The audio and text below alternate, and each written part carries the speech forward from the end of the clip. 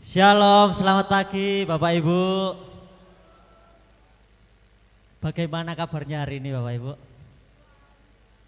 Jawabnya luar biasa, tapi kurang luar biasa. Masih lemes. Bagaimana kabar Bapak Ibu hari ini? Luar biasa, ada semangat dalam Tuhan? Amin. Saya percaya Bapak Ibu melewati hari-hari setiap minggu pasti memiliki cerita yang baru, pengalaman yang baru dengan Tuhan, betul? Dan tentunya pengalaman dengan Tuhan itu membawa Bapak Ibu untuk menjadi anak-anak Tuhan yang takut akan Tuhan. Betul? Apalagi selama ini di bulan September ya Bapak Ibu. Di bulan September kita setiap minggunya dibekali dengan firman khususnya mengenai kuasa, kuasa dan kuasa. Jadi Bapak Ibu nggak perlu khawatir karena Bapak Ibu semua di sini memiliki kuasa. Kuasa apa itu? Bukan berarti Bapak Ibu di sini menjadi orang yang habis bertapa dalam gua lama tiba-tiba menjadi sakti, bukan seperti itu. Tetapi istilah kuasa di sini Bapak Ibu dipercaya wewenang, otoritas. Nah, otoritas ini dari kerajaan sorga. Kalau Yesus itu adalah raja di atas segala raja. Kalau kita diserahkan kunci kuasa itu kepada kita, berarti kita itu sebenarnya punya kuasa yang Tuhan berikan, yang sama seperti yang Tuhan berikan. Betul? Percaya gak Bapak Ibu? Jadi kalau Bapak Ibu mungkin tadi Pak Randy waktu di awal pujian mungkin Bapak Ibu datang di tempat ini dengan kondisi bermacam-macam kita, betul ya? Tapi kalau kita meyakini bahwa kita sebenarnya sudah menerima kuasa yang sama yang Tuhan berikan, saya rasa kekhawatiran itu harusnya bisa hilang. Ya kalau Bapak Ibu lihat kondisi Bapak Ibu mungkin saat ini tetap sama, tetapi di dalam Tuhan Bapak Ibu masih bisa tetap kuat. Amin.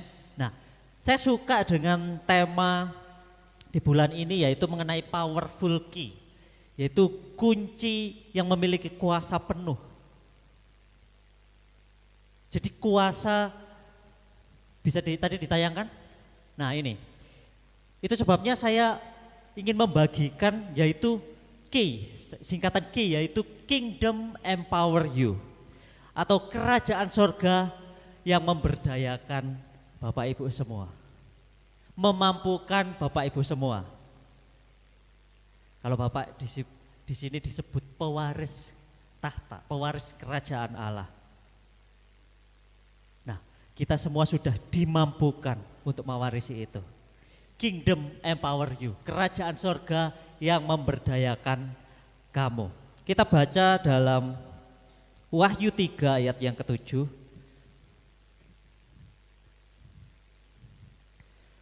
Bapak Ibu membawa Alkitab, Al-HP, Al apa yang gak boleh dibawa. Nah, kita baca dalam Wahyu 3 ayat 7, sudah menemukan semua Bapak Ibu? Nah, sengaja tidak ditayangkan. Oh, ditayangkan ternyata. Supaya Bapak Ibu juga membuka semua. Wahyu 3 ayat yang ke-7. Dan tuliskanlah kepada malaikat jemaat di Philadelphia. Inilah firman dari yang kudus, yang benar, yang memegang kunci Daud. Apabila ia membuka, tidak ada yang dapat menutup. Apabila ia menutup, tidak ada yang dapat membuka. Ini ayat ini menjadi kesukaannya gereja GBI Kunci Daud ini. Laguan terakhir kalau doa berkat selalu pujiannya ini. Bila kau yang membuka pintu, tak ada satupun yang dapat menutupnya. Oh, ini kesukaan sekali. Nah, kunci yang diberikan Tuhan ini adalah kunci untuk membuka. Bapak Ibu tahu fungsinya kunci ya? Untuk membuka pintu, membuka mungkin case itu apa ya? Brankas yang terkunci. Nah, itu kita memerlukan kunci. Dan kita semua itu sudah diberikan kunci. Tapi sebenarnya kita sadar gak kalau kita itu sudah punya kuncinya? Jangan-jangan selama ini Bapak Ibu yang bergumul bertahun-tahun lamanya sebenarnya sudah dikasih kunci, tetapi sebenarnya Bapak Ibu nggak sadar. Tapi saya mau menjelaskan arti kunci yang sebenar di sini, yaitu memahami maksud dan maunya Tuhan. Karena tanpa kita memahami maksud dan maunya Tuhan, kita jadi orang yang keburu-buru. Kalau hari ini anakku harus bayar SPP. Hari ini harus ada duit SPP. Cara Tuhan bekerja apa seperti itu? Saya kemarin sempat sharing sama istri saya. Saya sharing kayak gini, Bapak Ibu. Sebenarnya kita ini diciptakan Tuhan ini dengan spesial nggak sebenarnya? Spesial, betul ya? Spesial, dengan kemampuan yang tidak dimiliki ciptaan yang lain.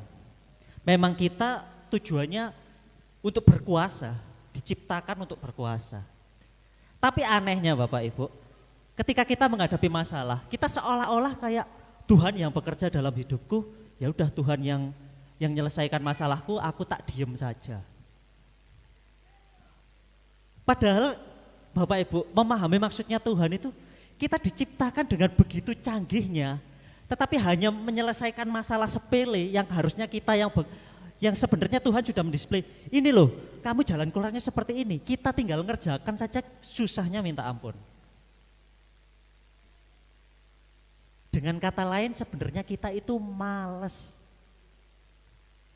Coba bilang kanan kiri, kamu jangan malas. Saya sampai bilang Bapak Ibu, saya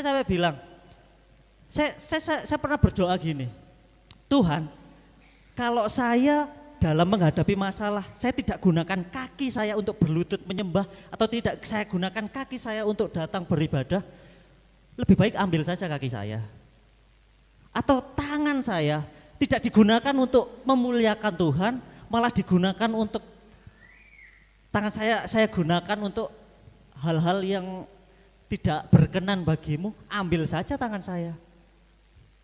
Atau mata saya gunakan untuk melihat hal-hal yang tidak berkenan bagi Tuhan, yang tidak senonoh, yang tidak mulia, ambil saja mata saya. Karena lebih baik kau berikan anggota tubuh saya kepada orang yang mau menggunakannya untuk memuliakan namamu. Nah kalau kita diciptakan, sebenarnya kita diciptakan apalagi dengan Bapak Ibu kalau bayangkan komputer sekarang semakin canggih. Komputer itu juga punya yang namanya otak, yang namanya prosesor. Ini adalah otak dari semua jalannya komputer. Nah, istilahnya kalau otak kita ini kayak komputer, mampu nggak menerima semua rencana Tuhan? Nggak mampu Bapak Ibu, jebol. Istilahnya komputer paling tinggi, yang paling canggih di dunia yang sudah ditemukan lama itu ya otak kita ini Bapak Ibu. Kadang-kala dalam menghadapi masalah, salah satu contoh, ini masalah yang saat ini sering kita jumpai, masalah hutang, betul gak Bapak Ibu? Hutang bisa berhenti gimana caranya? Stop hutang, simple. Tapi orang sekarang enggak. Hutang cara berhenti gimana? Hutang lagi ditutup, hutang lagi ditutup, hutang lagi ditutup. Betul kayak gitu? Oh enggak kayak gitu, faktanya banyak Bapak Ibu yang kayak gitu.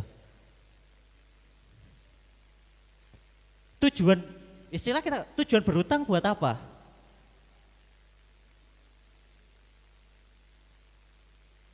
Lah enggak tahu fungsinya tapi orang berani hutang loh Bapak Ibu.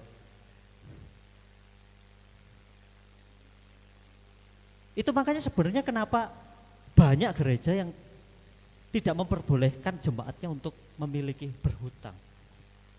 Karena tidak semua kita itu paham tentang arti utang. Caranya simple, solusinya simple. Kamu hidup seadanya dulu, cobalah dikurangi itu, kamu makan steak itu dikurangi. Makan apalagi? burger itu dikurangi. Diganti.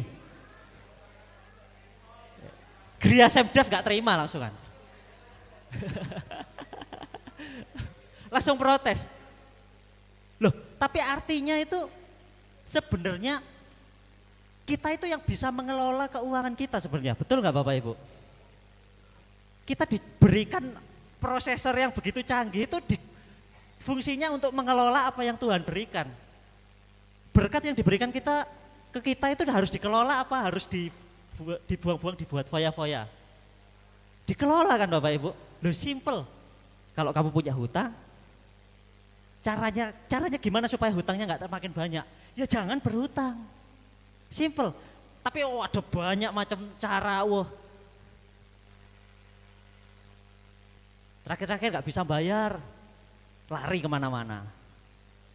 Apalagi terakhir-terakhir nggak bisa bayar, cari orang pinter, buang uang lagi loh, tambah gak pinter. Loh lucu makanya Bapak Ibu. Makanya coba deh Bapak Ibu renungkan. Kalau saya tidak bisa memaksimalkan otak saya ini, Tuhan lebih baik otak saya diambil dikasihkan yang bisa gunakan dengan baik. Setuju kayak gitu gak Bapak Ibu? Kalau Bapak Ibu mau menggunakan dengan baik, gunakan untuk memuliakan Tuhan, untuk menyenangkan hati Tuhan. Jangan pikirannya duit terus, pikirannya ini makan enak terus. Tapi kan zaman sekarang ini hidup tanpa duit ya nggak bisa hidup. Nanti ya betul, hidup tanpa duit nggak bisa hidup. Tapi ada banyak orang yang tidak mengutamakan duit tapi masih bisa hidup. Bapak Ibu mau tahu siapa? Bapak Ibu belajar dari orang gila. Tidak punya duit terpelihara. Loh, Tuhan itu tetap memelihara Bapak Ibu meskipun Bapak Ibu nggak punya duit. Karena untuk Tuhan memelihara Bapak Ibu nggak perlu bayar Tuhan. Setuju? Setuju? Nah, kunci yang memiliki kuasa adalah dasar teologis mengenai hal ilahi yang memiliki kuasa dan otoritas tertinggi. Kunci menjelaskan alat untuk membuka pintu atau ruang yang tertutup. Nah, tapi ingat Bapak Ibu, kunci kunci itu fungsinya memang membuka pintu, tetapi fungsinya juga untuk mengunci, menutup pintu supaya tidak didobrak. Nah, ini artinya apa Bapak Ibu? Bapak Ibu tutup pintu Bapak Ibu untuk hal-hal yang membawa Bapak Ibu kepada hal-hal yang celaka. Maksudnya apa? Dikala Bapak Ibu memiliki berkat yang luar biasa, tutup rapat-rapat Bapak Ibu. Untuk apa? Bapak Ibu memikirkan hal foya-foya saja. Setuju gak Bapak Ibu? Jangan hal foya-foya tambah dibuka, hal untuk Tuhan ditutup lah, kebalik Bapak Ibu. Nah ini nanti, di Yohanes 20 ayat 23, saya bacakan. Bukan, salah. Nah ini, Lukas 11 ayat 52. Lukas 11 ayat 52, celakalah kamu hai ahli-ahli Taurat, sebab kamu telah mengambil kunci pengetahuan, kamu sendiri tidak masuk ke dalam dan orang yang berusaha untuk masuk ke dalam kamu halang-halangi. Orang-orang ahli Taurat ini tahu loh tujuannya firman Tuhan, maksudnya firman Tuhan itu tahu. Orang-orang ahli Taurat. Tapi mereka disalahgunakan kunci ini.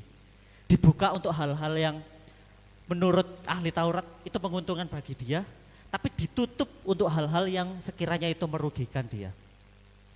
Ketika banyak murid-murid Tuhan Yesus mulai mengikut Tuhan Yesus, di situ ahli-ahli Taurat kan mulai iri, betul? Popularitasnya kalah sama Tuhan Yesus. Munculnya iri. Dan itu mereka menghalang-halangi orang untuk mendekat pada Tuhan. Yang sebenarnya tujuannya, mereka tahu bahwa tujuan hidup mereka itu membuat orang lain semakin dekat dengan Tuhan. Jadi jangan sampai Bapak Ibu, apalagi Bapak Ibu, saya pernah bilang, orang Kristen itu seperti disoroti. Apapun hal kecil yang dilakukan Bapak Ibu, itu disoroti orang banyak. Kalau Bapak Ibu, hidup Bapak Ibu tidak memberkati orang lain, jangan salahkan orang lain kalau bilang, wong Kristen itu sakjane lho padha ae. Kalau kita mau dilihat berbeda, hidupnya seperti Tuhan, ya hidup seperti apa yang Tuhan inginkan. Ada orang, kita anggap kita di luar itu, kita dilihat orang itu pengen bertemu dengan Tuhan melalui hidup kita. Jadi jangan sampai kita jadi ahli Taurat yang cuma tahu pengetahuan tentang Tuhan, tapi mereka sebenarnya malah menghalang-halangi orang lain untuk mengenal Tuhan. Apalagi Bapak Ibu punya otoritas ini, punya kunci. Jadi gunakan kunci ini sebaik-baiknya.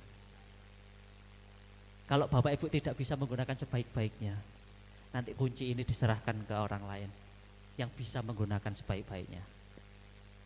Amin. Setuju kuncinya diserahkan orang lain? Oh jangan kan, nah, makanya. Nah, next. Nah ini, beberapa waktu hari Kamis, saya nggak sengaja lihat film. Film ini film lama 2012, judulnya Flight. Lihat seorang pilot, dan pilot ini di awal film kita sudah diperlihatkan pilot ini mabuk-mabukan menggunakan narkoba. Sebelum dia terbang, dia sengaja minum alkohol, juga menggunakan narkoba. Jadi di pesawat itu dia lagi, bukan pesawatnya yang nge-fly, orangnya, pilotnya yang nge-fly. Seharusnya prosedurnya ketika sudah naik harus menggunakan autopilot, ini pilotnya sok-sok tahu, gak usah, tak kendalikan aja. Karena dia lagi nge-fly-nya ini, adrenalinnya lagi tinggi. Suatu ketika sudah mau turun, di pesawat dia juga masih sempet-sempetnya minum alkohol. Akhirnya dia orang mabuk, dia ketiduran di pesawat. Ketika waktunya landing, tiba-tiba pesawatnya nukik turun seperti ini. Ceritanya dramatis sekali Bapak Ibu. Dan singkat cerita pilot ini memang handal Bapak Ibu. Dia berupaya bagaimana supaya pesawat ini tidak jatuh begitu keras. Pesawat itu dibalik begini Bapak Ibu. Jadi kepala orang-orang itu ada di bawah, kakinya di atas. Dan kemudian supaya pesawatnya itu bisa horizontal lagi, akhirnya diputar balik lagi sampai ke posisi semula baru diturunkan. Dan korban jiwanya tidak begitu banyak. Di pesawat itu ada sekitar 200-an, korban jiwanya hanya 6. Hanya 6. Ini suatu istilahnya pilot ini langsung dielulukan menjadi pahlawan. Siapa yang bisa membalikkan pesawat seperti itu? Gak ada satu-satunya pilot yang bisa melakukan hal itu. Tapi ceritanya hanya sebentar Bapak Ibu. Karena apa? Ketika pilot ini ya masuk rumah sakit, dicek darahnya, tingkat alkoholnya itu tinggi. Dan itu harus sidang Bapak Ibu. Karena ini istilahnya pembunuhan yang tidak terencana. Loh, serius ini pilot ini akhirnya harus disidang. Dia di dalam sidang dia mengatakan, siapa yang bisa membalikkan pesawat seperti itu? Hanya aku satu-satunya yang bisa. Kalau aku tidak melakukan hal seperti itu orang di pesawat itu semuanya pasti mati. Hakimnya bilang, loh bukan tentang itu kamu bisa melakukan manuver seperti itu. Tetapi ini loh hasil diagnosanya ini kamu ini alkoholnya tinggi. Lalu siapa yang minum alkohol di pesawat? Karena di pesawat ada bukti botol alkohol ini. Di saat itu dia sadar Bapak Ibu, apa dia harus nyalahin temennya atau dia sebenarnya kan salah dia. Itu salahnya dia sendiri. Akhirnya dia ngakui Bapak Ibu. Ya saya yang minum alkohol. Saya sengaja saat beberapa hari sebelum saya naik pesawat saya minum alkohol, saya menggunakan narkoba. Dia mengakui dan akhirnya dia dihukum. Nah, tapi pesannya Bapak Ibu, yang saya begitu akhirnya saya berpikir maksud Tuhan itu seperti ini. Ketika dokter ini lagi di rumah sakit, dokter ini juga nggak berhenti Bapak Ibu untuk menggunakan narkoba dan tidak berhenti untuk merokok. Dia sengaja sembunyi di istilahnya tangga darurat di situ untuk menghisap merokok dan menggunakan narkoba. Suatu ketika ada pasien yang sakit kanker, sudah parah. Sudah karena menjalani perawatan lama dan dia bilang, dokter seharusnya menyuruhku untuk berhenti merokok, tapi ya sudahlah, aku sudah mau mati saja. Tapi dia bilang seperti ini Bapak Ibu, aku percaya bahwa penyakit ini diberikan Tuhan untuk mengingatkan aku. Artinya apa? Tuhan memilihku. Tuhan memilih untuk dikasih penyakit. Akhirnya itu pilotnya tanya, emang kamu percaya Tuhan? Pasien ini yang sebenarnya juga istilahnya juga sama-sama ngerokok. Dia bilang, hanya orang bodoh yang gak percaya sama Tuhan. Ketika kamu tahu maksudnya Tuhan, hidupmu akan jauh lebih tenang. Contohnya apa? Kamu nerbangkan pesawat, ketika pesawatmu mau jatuh, kamu nggak bisa mengendalikan, itu di luar kendalimu.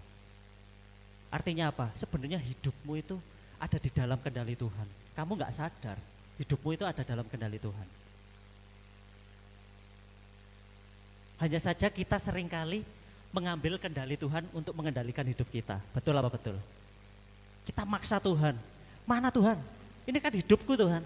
Tak kendalikan sendiri aja. Sama kayak pilot tadi berarti. Ya Fly. Harusnya menggunakan autopilot, dia maksa mengendalikan sendiri. Udah gitu mabuk lagi.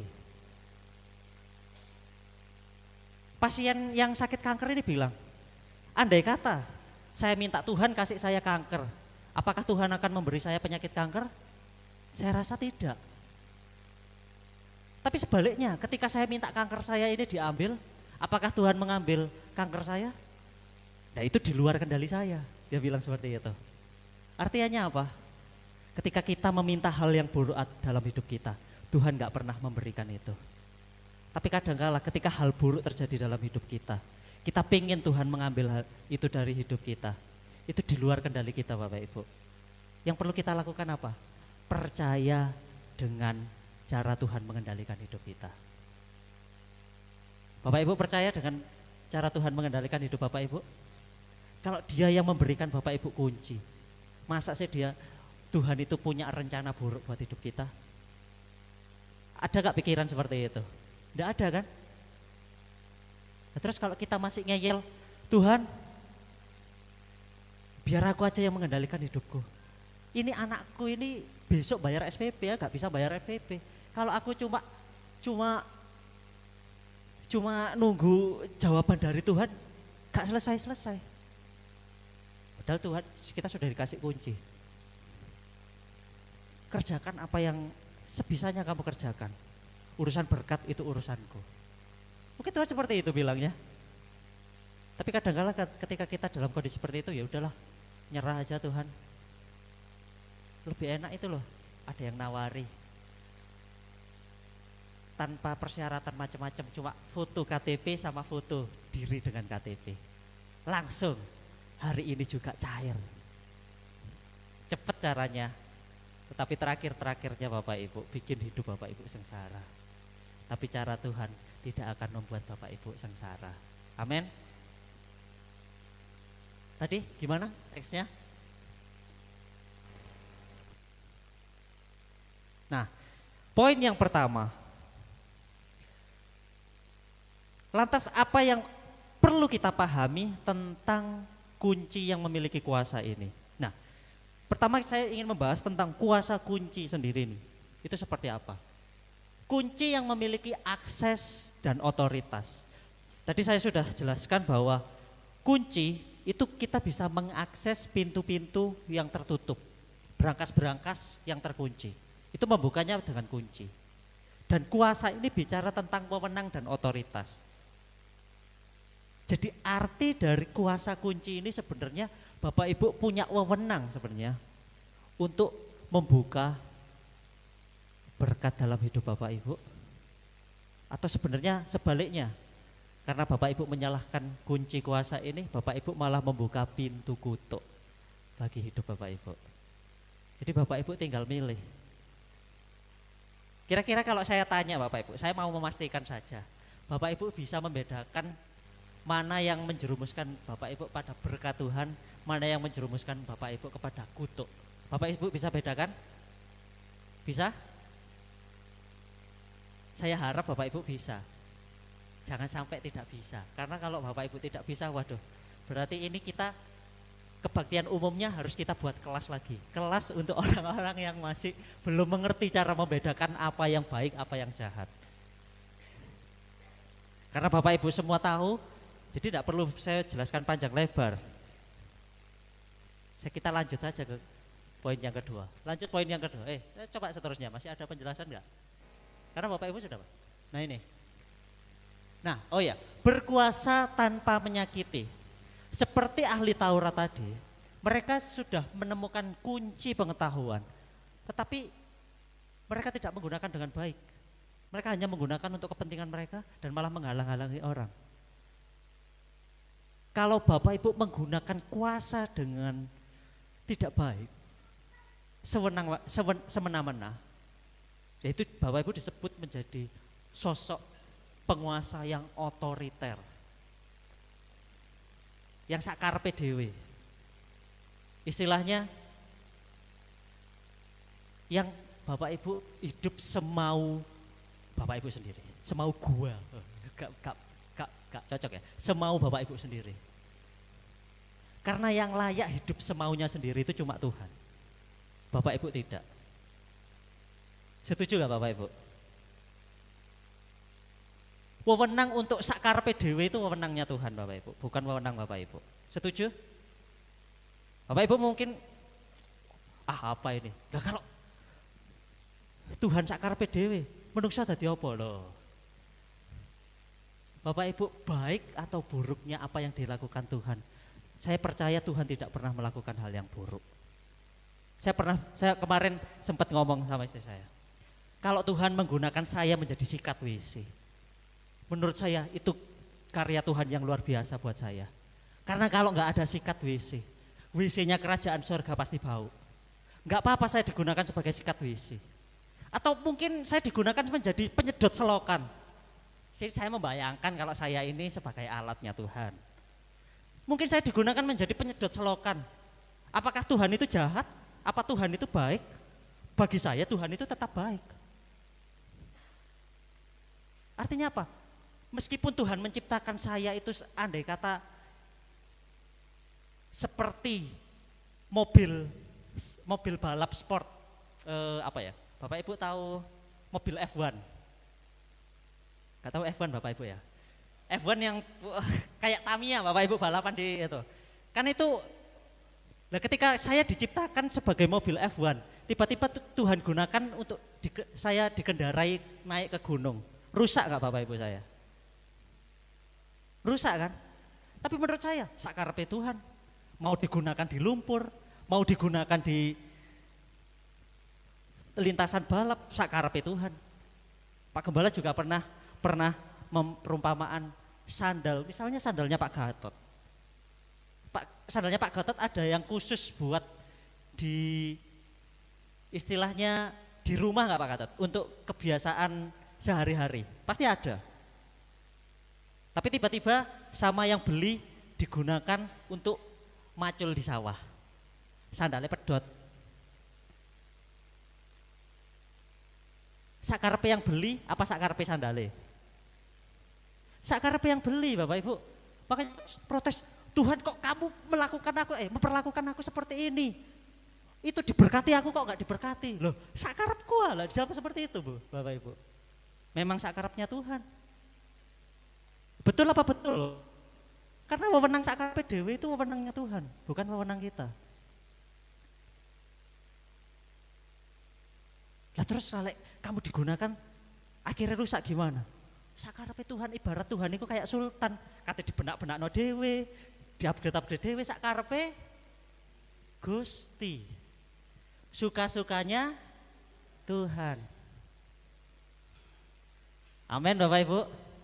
Jadi jangan protes, kok aku digawe sikat WC sih, padahal iku lho digawe sapu. Aku di WC lebih bau, itu dipakai sapu kan lebih enak. Cuma debu-debu aja nggak bau. Sing sapu juga gitu. Aku kok didadekno sapu sih, kok aku gak didadekno kemoceng, kan enak di cendelotok. Sing jadi kemoceng juga gitu, protes. Nah, sakarepnya yang memakai. Tapi saya percaya Bapak Ibu, apapun yang dikerjakan Tuhan, itu semuanya baik. Kalau Bapak Ibu masih melihat Tuhan itu memperlakukan jahat ke Bapak Ibu, saya rasa Bapak Ibu harus sadar, itu wewenangnya Tuhan, bukan wewenang Bapak Ibu. Gak terima? Ada yang gak terima? Aku kan diciptakan sempurna, tapi kan yang ada yang menciptakan Bapak Ibu.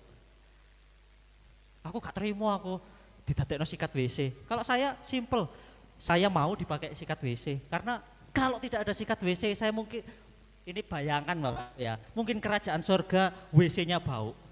Kasihan nanti kalau misalnya andai kata rajanya ngundang raja yang lain kan, ini ibarat bayang, jangan dianggap serius teologis Bapak Ibu ya, nanti saya disalahkan, ini apalagi di streaming.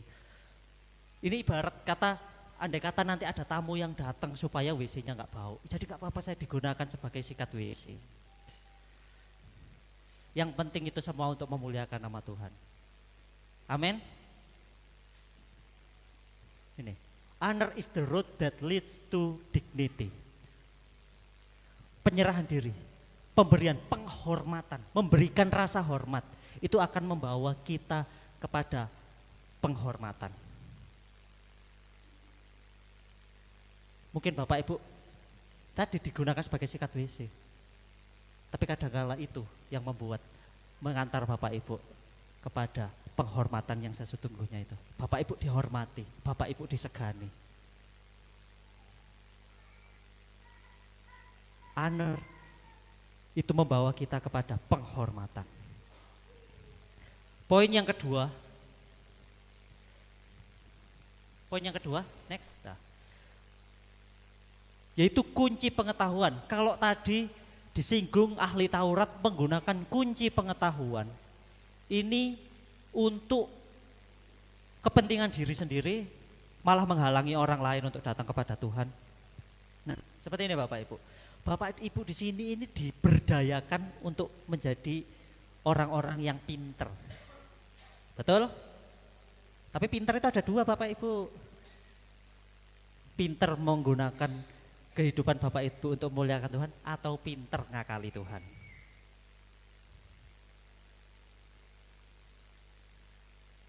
Ada orang yang pinter berdagang, pinternya digunakan untuk supaya dagangannya semakin besar, atau pinternya digunakan untuk menipu orang.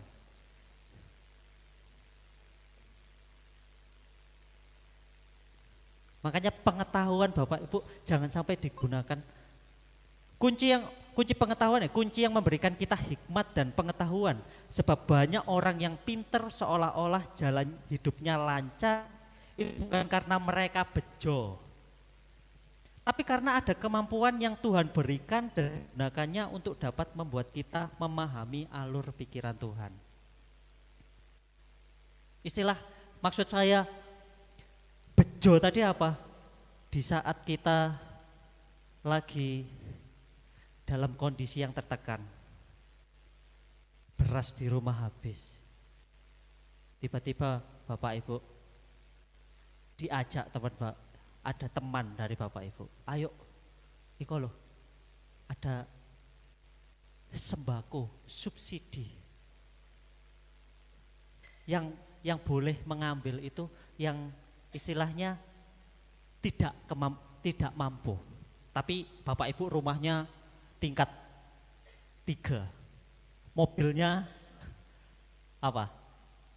Mobil yang mahal itu apa ya? Saya nggak tahu mobil yang mahal. Pajero lah misalnya, Pajero. Pencinta Pajero. Nah, tiba-tiba Bapak Ibu tahu, wah ya daripada beli beras di rumahku mau habis, ikut aja ngambil beras subsidi. Boleh apa nggak boleh? Boleh apa nggak boleh? Andai kata Bapak Ibu di pom bensin, kalau zaman dulu ada premium ya, premium itu subsidi.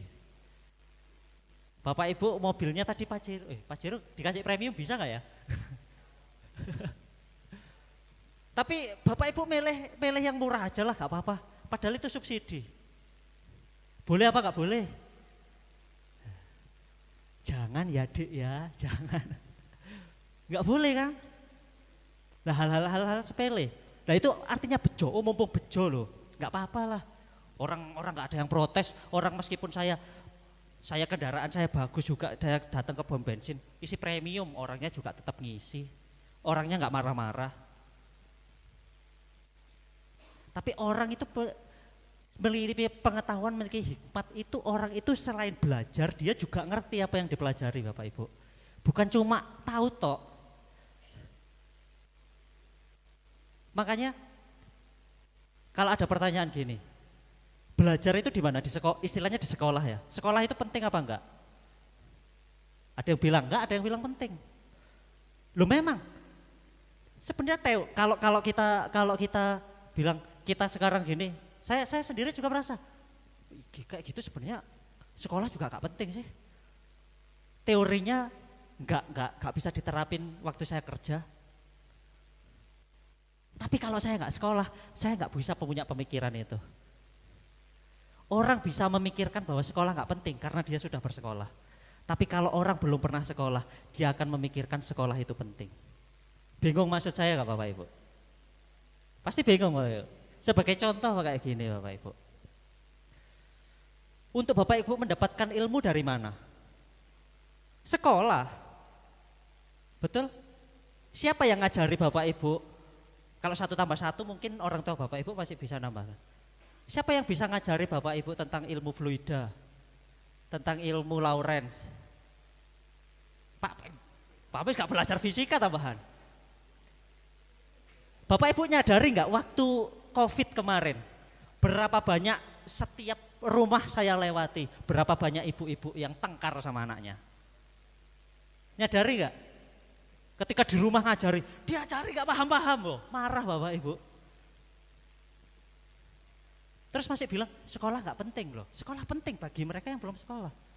Tapi ketika mereka sudah selesai sekolah, di situ bakal keluar pikiran sekolah sebenarnya nggak terlalu penting. Memang tujuan sekolah itu membuat hidup Bapak Ibu itu menjadi aman. Sekolah itu merangsang Bapak Ibu itu untuk memiliki pikiran yang solutif. Yang tadi kalau kita sudah punya hutang jangan ditambahi hutang. Itu pikiran nalar kan, itu diajarkan di sekolah Bapak Ibu, supaya kita bisa punya pemikiran kayak gitu. Nah tapi jangan sampai ilmu yang kita dapat ini, kita sia-siakan. Seolah-olah karena kita sudah bersekolah, kita sudah sekolah tinggi-tinggi, terus kita bilang ke orang lain, gak usah sekolah, gak usah belajar firman Tuhan. Gak penting firman Tuhan, gak penting sekolah. Apa kayak gitu? Apa kayak gitu? Enggak kan?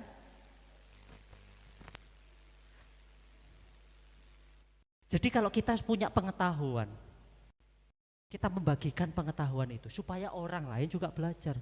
Bukan malah kita halang-halang, gak usah belajar, kamu gak perlu tahu ilmu itu cuma aku. Enggak kayak gitu Bapak Ibu. Saya pernah bilang, hanya karena saya pernah mempelajari ilmu bumi itu datar. Serius Bapak Ibu, saya pernah mempelajari bumi itu datar. Bukan berarti saya harus membagikan ke Bapak Ibu, ini dekat ya. Bukan berarti saya harus membagikan ke Bapak Ibu bahwa Bapak Ibu harus percaya bumi itu datar. Itu buat pegangan hidup saya sendiri. Bagi saya, belajar seperti itu membuat saya menemukan Tuhan. Karena banyak pengalaman hidup saya, dari saya belajar, itu saya menemukan Tuhan. Dan saya bilang, orang lain itu gak perlu dipaksa untuk pelajaran yang kita terima, itu dia harus terima juga. Karena setiap orang itu jalan untuk menemukan Tuhan itu beda-beda. Betul apa betul? Saya tidak bisa pernah mengalami bertemu dengan Tuhan seperti Bu Kastomo. Sakit, habis itu menemukan Tuhan. Ketika sakit akhirnya bertobat. Saya tidak menemukan itu. Kalau saya dibilang pengen saya punya pengalaman seperti itu. Tapi saya nggak bisa. Itu caranya Bu Kastomo untuk menemukan Tuhan. Atau cara Bapak Ibu yang lain. Caranya menemukan Tuhan, itu jalannya sendiri-sendiri. Betul?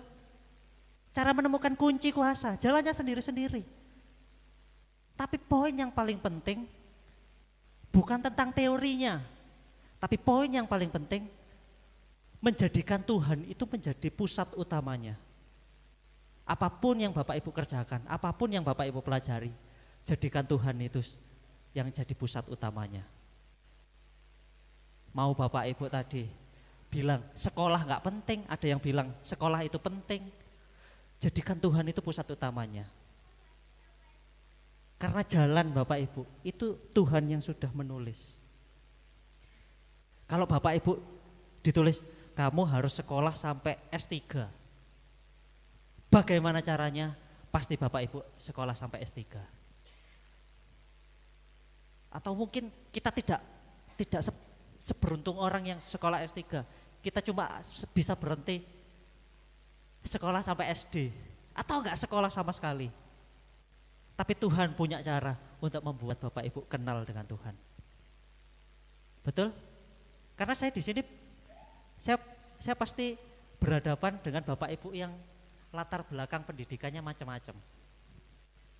Coba yang di sini sarjana. Ada Bu Umar, ada lagi? Kesia. Sarjana, ada lagi sarjana? Yang di sini SMA, SMK. Angkat tangan. Yang di sini SMP, sekolahnya sampai SMP. Ya sekolah, maksudnya sekolahnya cuma sampai SMP. Yang di sini sekolahnya sampai SD aja. Ya enggak sekolah. Ya enggak angkat tangan tadi itu sekolah apa berarti?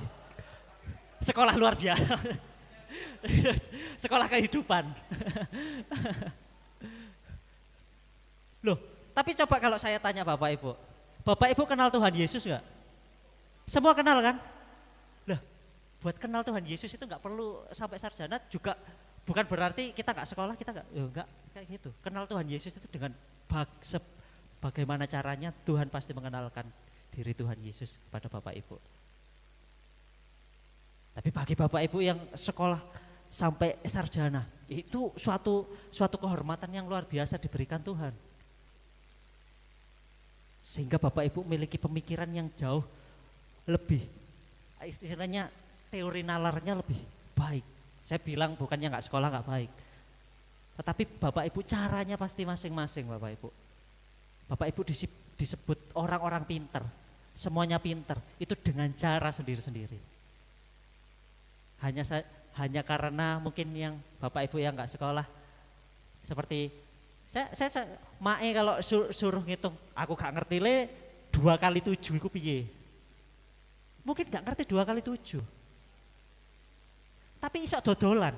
Aneh gak Bapak Ibu? Iso nyusui. Loh lek duit 20.000, entek itu 17.000, ya aku iso nyusui 3.000 loh. Bisa nyusui. Tapi disuruh ngitung 20 dikurangi 17 piro? Piro? Loh gak ngerti. Padahal nyusui bisa. Gimana caranya Bapak Ibu? Nah itu misterinya Tuhan Bapak Ibu. Luar biasa gak Tuhan kita? Beri tepuk tangan buat Tuhan kita. Makanya Tuhan itu caranya luar biasa, kuncinya luar biasa. Nah selanjutnya.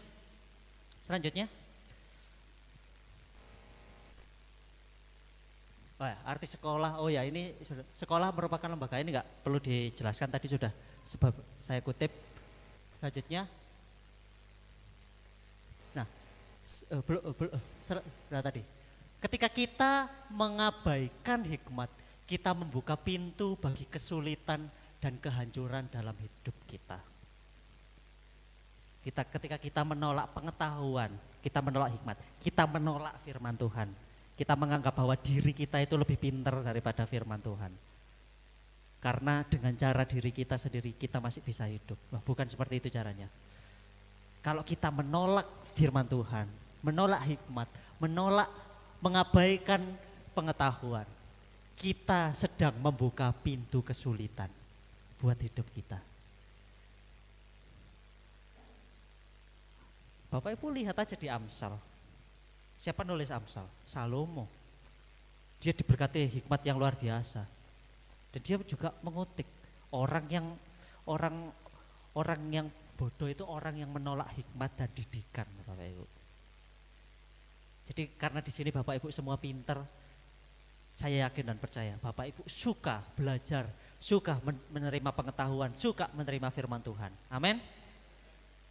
Poin yang ketiga, Yesus sebagai kunci. Tadi, maksud saya mengatakan menjadikan Tuhan itu menjadi pusat utama, menjadikan Yesus itu sebagai kuncinya. Bapak Ibu kesulitan tentang perekonomian, banyak hutang dalam hidup Bapak Ibu yang dalam tanda kutip Bapak Ibu tidak mampu menyelesaikan. Ternyata setelah karena kesalahan kita sendiri, setelah dirasa-rasa pengeluaran kita jauh lebih besar daripada pemasukan kita. Di situ waktunya Bapak Ibu untuk menjadikan Tuhan menjadi pusat utama Bapak Ibu. Tapi bukan hanya ketika kondisi susah Bapak Ibu.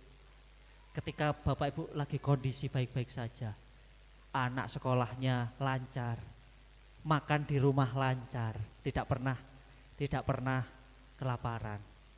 Juga harus menjadikan Tuhan menjadi pusat utama. Saya bilang, kita ini gak bisanya makan. Orang zaman sekarang gak bisa makan itu gak bisa makan seperti apa. Mereka masih bisa makan nasi. Padahal kalau orang zaman dulu cerita, aku biyen gak iso makan, kepingin makan kudu dodolan kayu. Dodolan kayu oleh duit iso dibuat beli apa?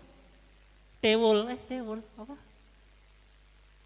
Zaman dulu cuma bisa, istilahnya nasi itu hal yang mahal zaman dulu. Tapi zaman sekarang aku gak iso makan. Aku iso perekonomianku lagi kacau. Di rumah itu sampai makanku cuma tahu tempe sama nasi loh. Masih bisa makan itu bisa ngomong. Berarti intinya apa? Kita kurang bersyukur, kurang menjadikan Tuhan menjadi pusat utama. Padahal kita itu setiap hari dipelihara. Tadi kalau saya bilang orang yang isi kepalanya sudah kacau gak karuan, orang gila. Terpelihara gak Bapak Ibu? Sistem pencernaannya sama kayak Bapak Ibu. Tapi ketika makan sisa-sisa nasi tetap sehat tuh.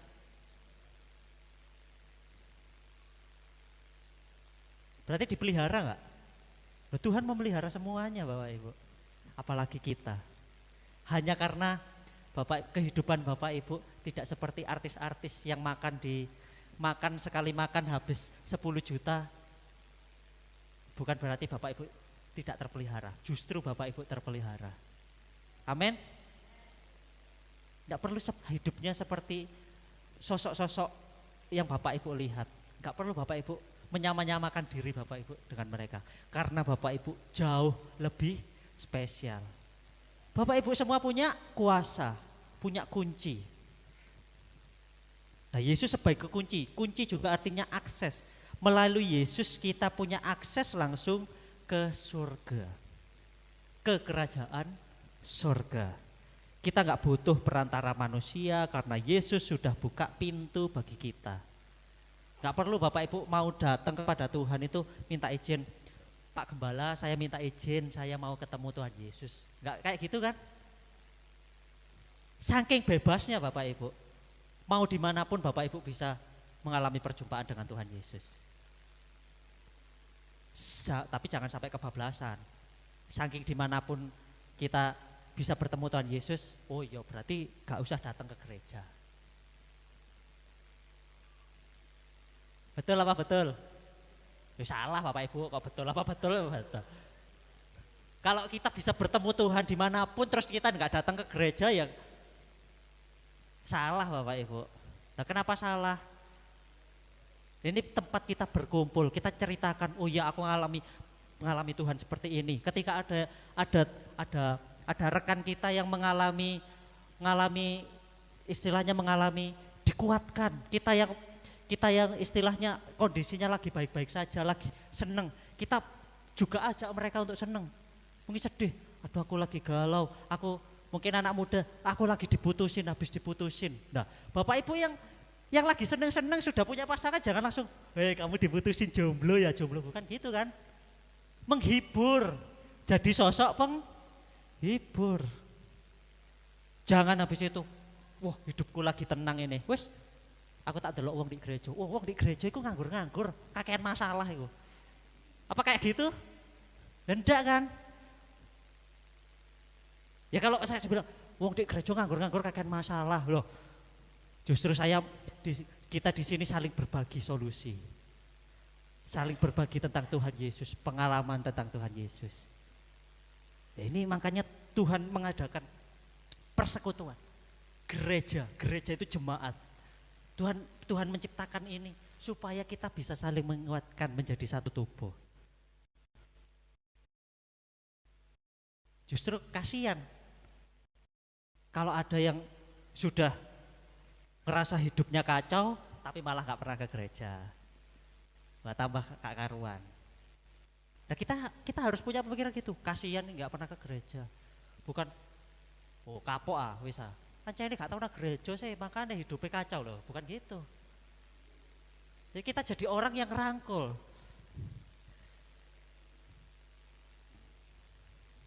Yesaya 22 ayat 22. Tuhan bilang seperti ini, aku akan menaruh kunci rumah Daud di atas bahunya, apabila ia membuka tidak ada yang dapat menutup, apabila ia menutup tidak ada yang dapat membuka. Bapak Ibu memiliki kuasa otoritas yang luar biasa. Ketika Bapak Ibu sudah diberikan kuasa yang sama, mau itu dirampas oleh siapapun, direbut oleh siapapun, itu gak bisa direbut, karena Bapak Ibu yang memiliki kuasa penuh. Kuasa itu tidak bisa disabotase Bapak Ibu. Kalau Bapak Ibu beralasan, kok iso ngalami kayak gini? Gara-gara si iblis. Kuasa Tuhan tidak bisa disabotase oleh kuasa si jahat. Karena kuasa Tuhan itu teguh, kuat Bapak Ibu. Kalau Bapak Ibu percaya menyerahkan hidup Bapak Ibu dikendalikan Tuhan, kehidupan Bapak Ibu gak pernah bisa disabotase oleh si jahat. Bilang amin. Bilang kanan kiri, kamu tidak bisa disabotase iblis.